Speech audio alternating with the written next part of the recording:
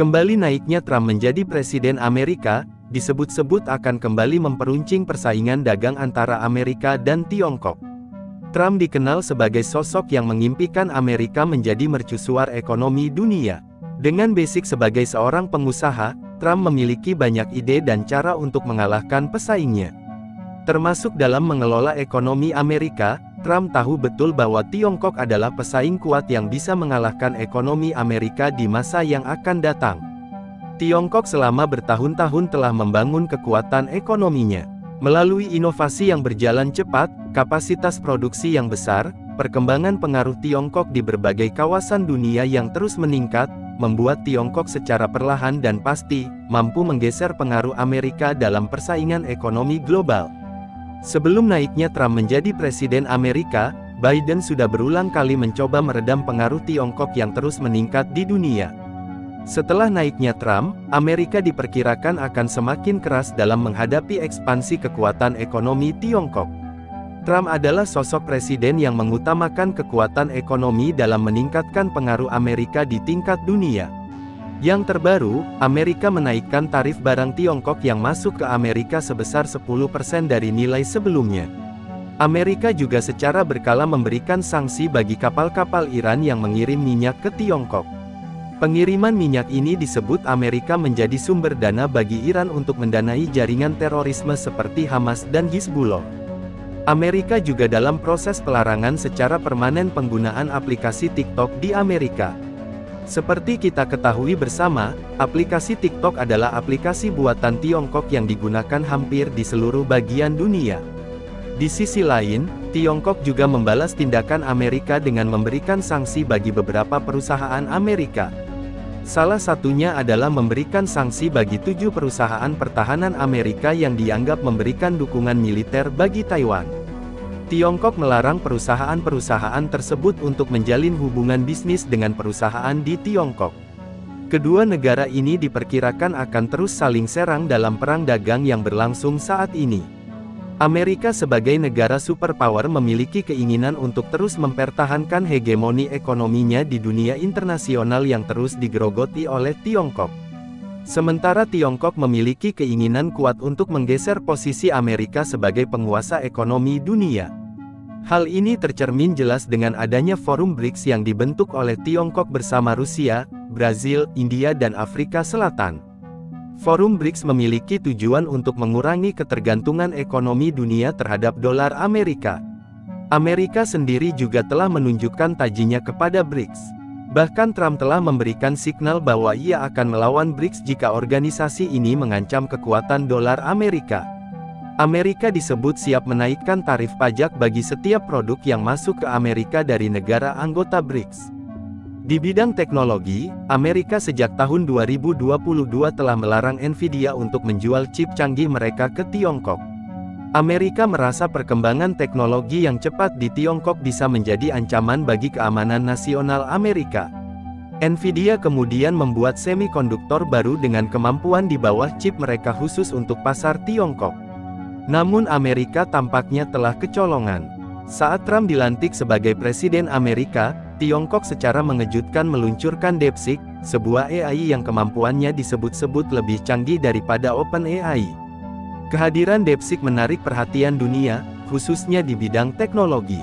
Nvidia bahkan mengalami penurunan harga saham yang amat dalam. Hal ini terjadi setelah adanya aksi penjualan saham Nvidia yang besar-besaran di Wall Street setelah peluncuran DeepSeek. DeepSeek memiliki kemampuan yang lebih fleksibel, sehingga dinilai lebih canggih dari ChatGPT produk OpenAI.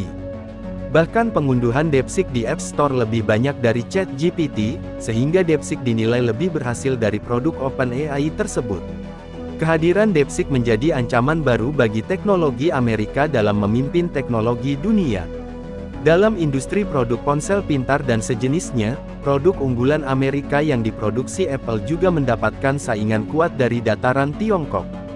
Bangkitnya kembali produk Huawei memberikan tekanan kuat bagi dominasi Apple di Tiongkok. Sejak kehadiran produk baru Huawei pada pertengahan tahun 2023 lalu, pasar Apple di Tiongkok terus mengalami penurunan. Diperkirakan penjualan produk Apple akan terus menurun dengan kehadiran produk Huawei yang baru, serta karena masih lesunya perekonomian negara Tiongkok. Khusus dalam penjualan jam tangan pintar di tingkat global, Huawei sudah berhasil mengalahkan Apple di tahun 2024. Apple tentu harus segera berbenah, jika tidak, bukan tidak mungkin Huawei akan merebut pasar ponsel pintar dunia dari tangan Apple. Bidang lainnya yang akan menjadi area persaingan Tiongkok dan Amerika adalah pasar mobil. Pada Maret tahun 2024, mantan Presiden Amerika, Joe Biden pernah mengatakan bahwa mobil buatan Tiongkok bisa mengganggu keamanan nasional Amerika. Joe Biden mengungkapkan bahwa mobil pintar buatan Tiongkok bisa merekam data-data sensitif penggunanya, karena mobil pintar buatan Tiongkok ini terhubung langsung ke internet. Joe Biden berprasangka bahwa mobil buatan Tiongkok ini bisa memata-matai warga Amerika. Lebih lanjut, mobil buatan Tiongkok disebut bisa menjadi alat spionase yang dikendalikan dari jarak jauh. Amerika telah menekan jumlah masuknya mobil buatan Tiongkok ke Amerika. Amerika bahkan memasang tarif tinggi bagi setiap mobil yang datang dari Tiongkok. Tiongkok sendiri mengakalinya dengan membuka pabrik perakitan mobil mereka di Meksiko, agar biaya pengiriman bisa dipangkas dan harga mobil mereka masuk ke pasar Amerika bisa ditekan. Pada Januari tahun 2025, Amerika secara resmi melarang mobil Tiongkok dijual di Amerika. Tentunya dengan kriteria tertentu. Dilansir dari The Verge, aturan tersebut mulai berlaku untuk perangkat lunak pada kendaraan model 2027, sementara larangan terhadap perangkat keras yang berasal dari China mulai kendaraan model 2030. Dasar dari aturan ini adalah keamanan nasional Amerika. Mobil masa kini memiliki kamera, mikrofon, pelacakan GPS, dan teknologi lain yang terhubung ke internet. Tidak perlu banyak imajinasi untuk memahami bagaimana musuh asing yang memiliki akses ke informasi ini dapat menimbulkan risiko serius, kata Menteri Perdagangan AS, Gina Raimondo terkait dengan aturan baru ini. Di sisi lain, produksi mobil pintar di Amerika sendiri belum berkembang dengan baik. Industri mobil seperti Ford dan General Motors kalah bersaing dengan mobil Tiongkok. Tesla yang juga merancang mobil listrik dan pintar pun, untuk saat ini industrinya berjalan stagnan. Bidang lain yang menarik persaingan antara Tiongkok dan Amerika adalah di bidang geopolitik. Wilayah seperti Greenland di utara dan terusan Panama di Amerika Tengah menjadi sorotan. Amerika menganggap dua wilayah ini menjadi area yang harus mereka kuasai. Trump sebelum dilantik sudah mengutarakan keinginannya untuk menguasai Greenland dan terusan Panama, baik melalui pendekatan ekonomi maupun politik. Untuk Greenland, Rusia dan Tiongkok memiliki pengaruh yang cukup kuat di sana. Amerika merasa perlu menguasai pulau ini untuk mengamankan teritori mereka. Selain itu, Greenland disebut juga bermanfaat bagi Amerika dalam mengawasi dua negara tersebut. Untuk terusan Panama, Trump menuduh Tiongkok telah menguasai terusan tersebut. Trump bahkan menuduh bahwa terusan Panama berada di bawah kendali Tiongkok. Otoritas Panama dan Tiongkok membantah tuduhan Trump tersebut. Namun Trump tetap dalam pendapatnya bahwa terusan Panama dikuasai oleh Tiongkok. Trump beserta sekutunya di Partai Republik menyebut militer Tiongkok menguasai terusan Panama melalui perusahaan-perusahaan yang tidak independen di terusan tersebut. Itu bisa jadi ancaman saat situasi konflik, di mana terusan Panama bisa ditutup untuk kapal Amerika saat konflik terjadi. Namun, jika ditelusuri lebih lanjut, tuduhan Trump bukannya tidak berdasar. Pemerintahan Trump tampaknya menunjuk pada fakta bahwa Panama Ports, bagian dari anak perusahaan konglomerat CK Hutchison Holdings yang berbasis di Hong Kong, mengoperasikan terminal di kedua sisi terusan, di sisi Atlantik dan Pasifik. Hutchison pertama kali diberikan konsesi atas dua pelabuhan itu tahun 1997 ketika Panama dan AS bersama-sama mengelola terusan tersebut. Pada tahun yang sama, kendali atas Hong Kong, tempat Hutchison bermarkas, dialihkan dari Inggris ke China.